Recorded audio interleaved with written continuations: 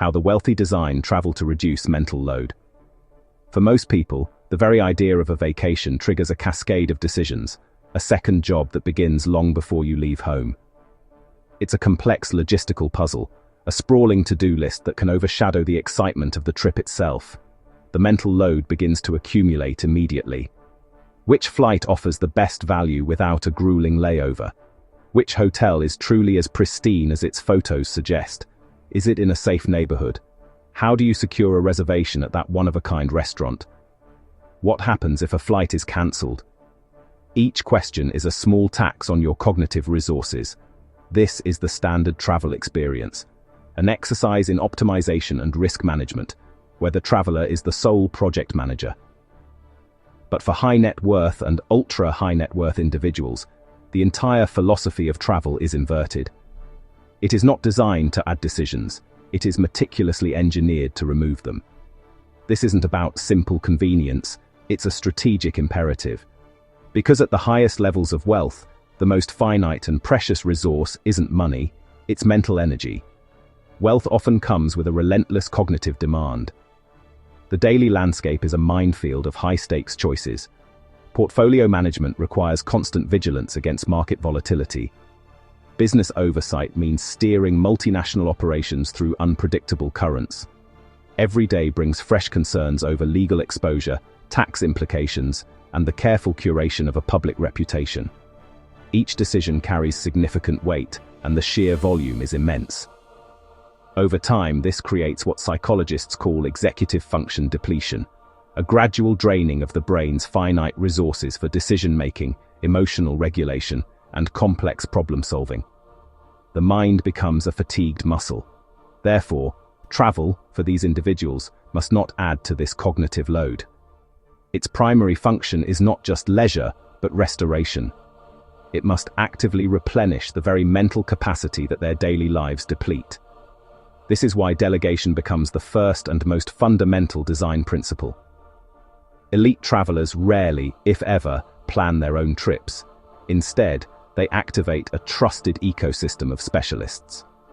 They rely on expert travel advisors, dedicated concierge teams, family office managers, and private staff who operate with a single mandate. Anticipate needs before they arise and solve problems before they are even noticed. This network acts as a cognitive firewall. The aviation coordinator liaises with the pilot and ground crew to ensure the jet is ready, catering is stocked, and flight plans are optimized for weather and privacy. The executive assistant ensures the traveler's preferences, from room temperature to the type of bottled water, are communicated to the hotel. The family office confirms dietary details are pre-managed with every chef. And the security team handles all risk assessment and logistics with complete discretion, ensuring safety without intrusion. In behavioral economics, this perfectly illustrates principal-agent dynamics. The traveler, as the principal, outsources the immense complexity of trip planning to their agents. This act of delegation isn't about avoiding work, it's about strategically preserving their cognitive bandwidth for the decisions that only they can make. It is a system designed to transform the chaos of travel into an experience of seamless tranquility. Delegation in this context is not indulgence. It is the ultimate form of efficiency. The second principle is creating predictable environments, a cornerstone of cognitive offloading for the ultra-high net worth. This isn't about a lack of imagination, it's a strategic reduction of environmental variables to conserve mental energy. For this reason, wealthy travelers frequently return to the same trusted resorts, yachts, or private residences. This repetition builds a deep operational familiarity that is impossible to replicate in a new location. It transforms a commercial property into a secure, personal sanctuary. The layouts are not just familiar, they are second nature. There is no need to orient oneself, to find the light switch, or to learn the security system. The mind is immediately at ease. The staff are consistent, often a core team that has served the client for years. They anticipate needs without being asked, remembering everything from a preferred morning coffee to a child's specific allergy. This continuity of service fosters trust and eliminates the friction of repeated instructions. Privacy protocols are known, tested, and rigorously enforced. The client understands the secure perimeters, the communication channels are encrypted, and the staff are vetted and bound by strict non-disclosure agreements. There is no uncertainty about personal security or data protection. Attention restoration theory suggests that novel environments, while stimulating, require significant mental resources for orientation and threat assessment. Familiar ones do not. They allow for genuine psychological restoration. This predictability drastically reduces cognitive strain. The brain relaxes when it does not need to constantly scan for uncertainty or process new spatial information. It enters a state of passive engagement, which is critical for recovery.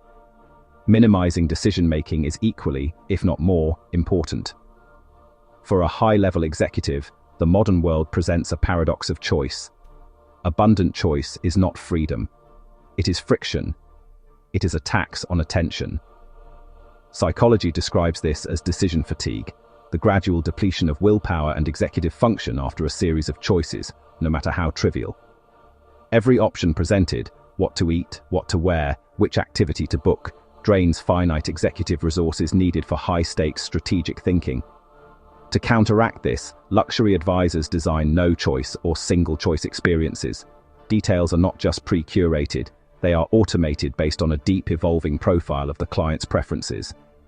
Preferred rooms are automatically reserved and pre-configured.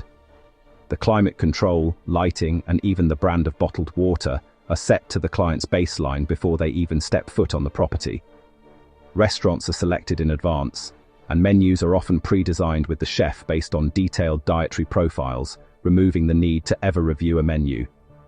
Activities are vetted and scheduled seamlessly into the itinerary, with all logistics, equipment, and instruction handled invisibly. The traveler does not browse, compare, or choose. They simply arrive and exist in a state of frictionless flow, where their preferences have already preceded them. Time control forms the next layer. Ultra-wealthy individuals do not experience time as abundant.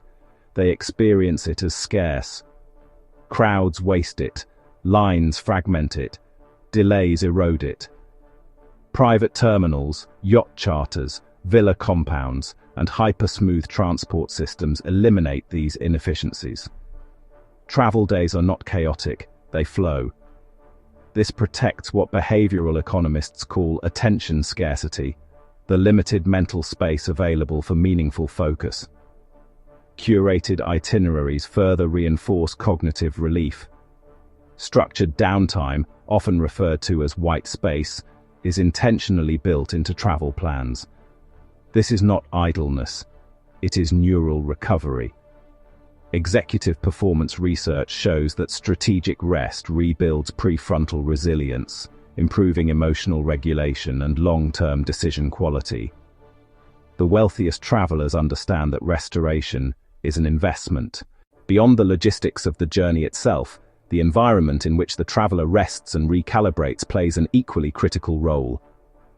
The physical space is not a passive backdrop, it is an active tool for cognitive restoration. This is the principle of engineered calm. Luxury spaces increasingly prioritize a design philosophy that actively unburdens the mind. This begins with minimalism, not as an aesthetic of emptiness, but as a functional strategy to eliminate visual noise. Every object has a purpose. Every surface is uncluttered, freeing the occupant from the subconscious task of processing extraneous information. This is complemented by muted color palettes. Soft, natural tones, stone, sand, cloud, are inherently less demanding on our sensory systems. They don't shout for attention. They create a serene canvas that allows the mind to settle. Layouts are designed to be intuitive, eliminating the micro-frustrations of navigating an unfamiliar space. The path from bed to bath, from suite to terrace, is logical and seamless. This preemptive problem-solving means the environment itself performs cognitive work on the traveler's behalf. Biophilic elements are integrated not merely for decoration, but for their proven psychological benefits. Abundant natural light, views of water or foliage, and the use of organic materials like wood and stone connect us to the natural world. This immersion in nature, whether real or simulated, is highly effective at reducing exogenous load, the mental effort required to filter out distracting external stimuli. Our brains are hardwired to find natural patterns restorative, which lowers cortisol and promotes a state of soft fascination. Technology is harnessed to support this biological calm. Adaptive lighting systems subtly shift in color, temperature, and intensity throughout the day, aligning with our natural circadian rhythms to improve sleep quality and energy levels. Acoustic insulation is paramount, creating a sanctuary of silence protected from the noise of the outside world. This isn't just about quiet, it's about creating a predictable sensory floor. Within the suite, spatial separation is carefully planned to reduce social friction and allow for effortless cohabitation, creating distinct zones for rest, work, and leisure. All of this connects to the core principle of autonomy preservation.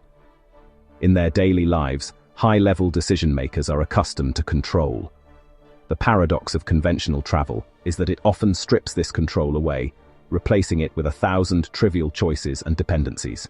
True luxury, at this level, means maintaining a sense of agency without the burden of execution. Control is exercised through simple, high-level directives, not through micromanagement. The service layer is designed to be anticipatory and almost invisible. Needs are met before they are fully formed. This is the difference between having to ask for something and finding it already there. Curated travel removes the noise of trivial choices: what to eat for breakfast, which route to take, what time to book a car, while preserving the meaningful ones. The traveler chooses to engage, not to navigate the logistics of engagement. The result is a profound psychological state where control feels intact, yet effort feels entirely absent. Emotionally, these frictionless environments act as a powerful regulator for the nervous system. Standard travel is rife with triggers that elevate stress. Uncertainty and unpredictability, a delayed flight, a lost reservation, increase cortisol levels. Sensory overstimulation from crowds and noise heightens vigilance, forcing the brain into a state of low-grade threat detection. This constant disruption erodes mood stability and drains executive function. Curated low-demand travel systematically reverses this. By eliminating uncertainty and controlling the sensory environment, it allows the body's stress response to stand down. Emotional equilibrium returns. The nervous system recalibrates from a state of fight or flight to one of rest and digest. With this foundation of calm, performance capacity is naturally restored. This is the fundamental reason why mentally frictionless travel is perceived as the ultimate luxury. It is not because it is extravagant or opulent. It is because it protects the one resource that wealth cannot easily replace, and which modern life relentlessly depletes: cognitive clarity. For the ultra-wealthy, travel is rarely about escape in the traditional sense. It is a strategic tool for recalibration. And recalibration is a science, built on intentional design. It requires proactive delegation, absolute predictability, the reduction of choice, the precise control of time, and the engineering of calm. In a world where attention is constantly fragmented and decision fatigue is the norm, true luxury does not add more stimulation. It does not offer more choices, more features, more noise. It intelligently and systematically subtracts it,